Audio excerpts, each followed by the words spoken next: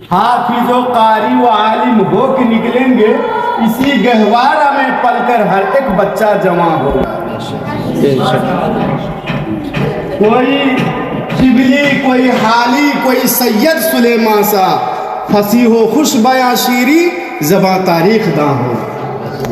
अरे बच्चों, ये हफ्तावारी प्रोग्राम, ये शहरिया प्रोग्राम से हमको इतना बड़ा फायदा है कि ये फायदा हमको सालाना इम्तहान से पहले जो प्रोग्राम होता है जी, मुसाबका प्रोग्राम, उसमें रंग लाता है।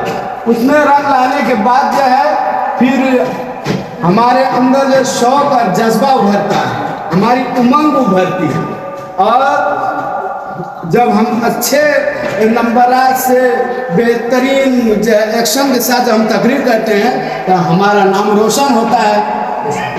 माँ बाप अपने घरों में, अपने समाज में और दीगर दूसरे गांव में हमारा नाम और चर्चा होता है। तो गोया कि आपने अपना इदारा का नाम रोशन किया।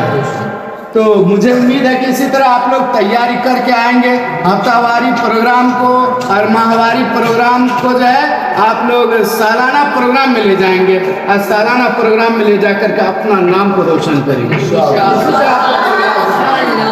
और मुझे उम्मीद है कि आप लोग जो है बिल्कुल तैयारी के साथ